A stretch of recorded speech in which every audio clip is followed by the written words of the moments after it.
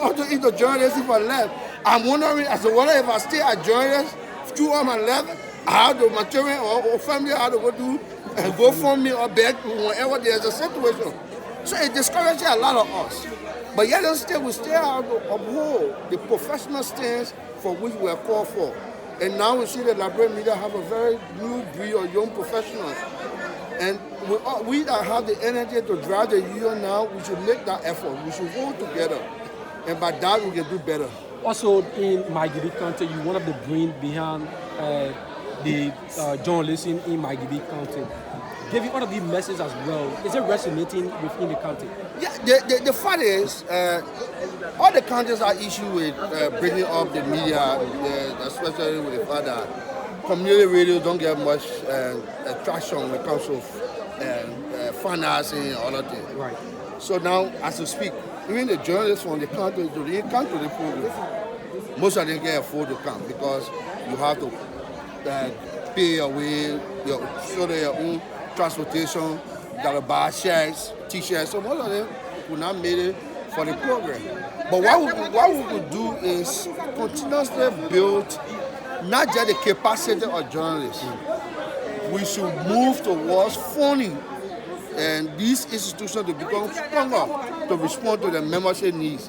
Now over time, we had $11 million media development project repeated. RX came, we had $11 million that went.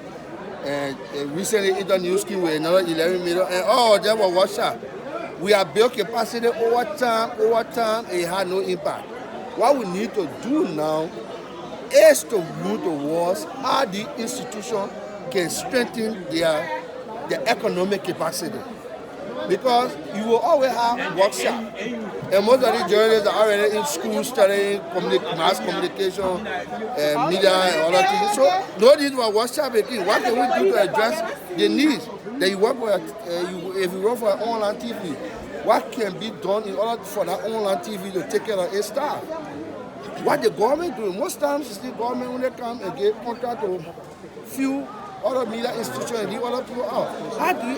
How do you expect these people to survive? So the president has much to do. The headquarters project is one thing, reconciling the union is one thing, journalist capacity building, and there's another need to become more of the professionals are going toward public relations.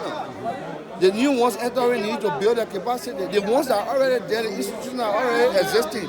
How can they boom their economic capacity to respond to the welfare of their workers? So that more the union has to do under the Julius Conrad leadership, and it starts now. It starts now. By the coming together of these number of journalists, I think for more than 2, 3, 4 years, this is one of the biggest gathering of journalists coming together, especially celebrating their 61st anniversary. I think it will be a riding point to bring us together to speak as a media union in the country with one voice. Thank you. So we speak to one of the police. So welcome. Thank you so much. So what's your own intake today as we observe the 61st anniversary? One thing I want for every one of us to leave from there from today, those of us who supported Daniel Yankona, as you can see, we are on board today. It is 1 million. There is no team Yankona, team Cordova. All of these things are all over, and the interest in the form of the president of Liberia is going forward. And like I said the last time during the dedicated ceremony of this area, Judah is winning me over to him, to be honest with you. The reason why I say so, you will not understand. One of the guys, the big brother in the media, called me and said, you betrayed the struggle, you are crossed over. Where the people that we fought for yesterday, where are they today? The very same question we always ask the politicians. The electorates that campaign for you when places, by the time you have gotten the power, you abandon them. The same question I'm asking my fellow colleagues in the media that are still sitting on the fence, that are still calling themselves this enchanted members of the president of Liberia. You have to let it go. We have put it, look, I was the #1 fighter for Daniel Yankona. You touched me, you touched Kona. But today I'm here. Should I continue to fight? But Dano Yankona got his fabulous job up there. Every month he takes a salary. He don't give a heck about people who support him and what have you. Should we continue to fight? We can say we can continue to fight. We should put our differences aside and move the president of Liberia forward. For what I'm seeing, I think Julius Carnival means well for the president of Liberia because we are just next door to where our official property is situated. And the last time we were here, they talked about groundbreaking ceremony for the construction of our own headquarters. I'm not sure we are going to be evicted from here by fire, by force to leave the place tomorrow, but I'm very sure that we will leave it from here. We will be going to our own headquarters. And again, we need to put aside our differences. I was a fighter for Dano Yankona, but I'm here today. And the reason why I'm here today, because I have not seen any sign of discrimination in the side of Julius Carnival or Beatrice. I have not seen it. We need to put it aside and put the union first. Look at the attendance here today. It does not mean well. And I also want to appeal with President Julius Carnival, who I never voted for. I never wanted for him to be president of the union. But I'm here today. If I Winston Blading can put aside the differences and put PUL to be the bigger picture in our moral umbrella, or agree disenchanted member. You know why the CDC lost the election? CDC lost the election because they had people who were disenchanted. They thought that they were affecting President Weah, but now they were doing it to themselves. When the United Party came to power, some of them, they are crying today because they took the jobs away from them. We cannot continue to be a grieving president of Liberia. The president of this institution, in my mind, he got vision for our institution. And I think the way we are looking, a year or two from now, we are going to go to our own headquarters and we must put it aside. Even if that one bag of cement, it is not time that we begin to pay our dues. Emmanuel stressed a very important point. Very important point.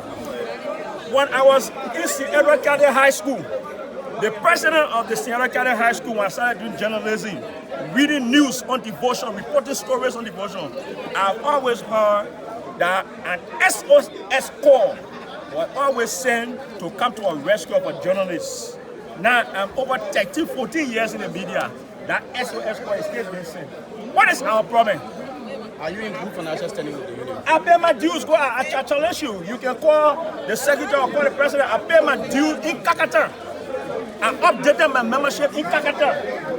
I went Kakatan, the Liberia Revenue Authority called us in Kakatan. I updated my due there. In fact, it is the president of Liberia that is owing me my ID card, not the other way around. All right, thank you so much. So I think I say welcome.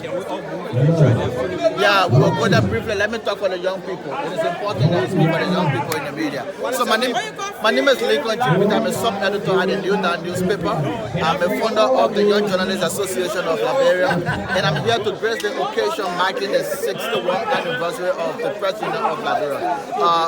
As it is said in our national anthem that in union success is shown. Our presence here today signifies that we have a leader who has a heart of gold and is waiting to ensure that the president of Liberia move forward. I'm speaking particularly on the issue that has to do with the young people. The president of Liberia is making frantic effort in terms of infrastructure development and when it comes to securing properties for the institution. But key important thing that I want the president to address and is still unaddressed is very important is the issue that has to do with a comprehensive salary policy for reporters across the country. This is something very important and this is something very serious. We voted Julius Carnival not just to bring structural reforms to the institution in terms of infrastructure, but we are talking about policy reform that affect the livelihood of reporters across the country. We are still having media institutions still paying our reporter below the pay grade. The pay grade set by government and by the CSA and other institutions is that people should be taking at most, civil servants should be taking at most 150. This is a call continuously that the president of Liberia, every one of us that will continue to agitate and advocate for those in the civil service. Do you know that also in the private sector we're part of the civil service, but it is a private sector civil service that we're part of. So what is so big for the president to enact an initial conversation around those things to see how best we can have a comprehensive and collective pay grade system for media reporters across the country. Mr. Peter, from your angle as a young people leader who is speaking most especially against unpaid journalists as well, is there any plan for you to present a document to the president of Liberia, president and his team, to see how best they can look into it as well? Very good, very good. In the coming days, the Young Journalists Association of Liberia, represented by Lincoln Peter and schools of journalists across the country, will be reading a petition statement. Will be congratulating President Julius Konumba for the step that he has taken in terms of infrastructure reforms. For the next step that he has taken in terms of securing our properties, that when we go from here, we'll not be invaded without having a home of our own to call a place. But in that appreciation letter, our major concern will be calling his attention to the low pay grade of journalists across the country, and to see how best he can work with the press, with the national legislature, to have a cohesive and collective pay grade that will affect all media reporters. Do you also consider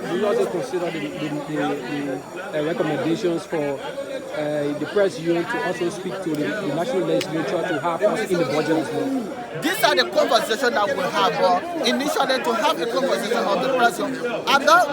To be frank with you, I do not really accept the call for the president to have a budgetary allocations in the national budget. We are citizens of the country. Very simple.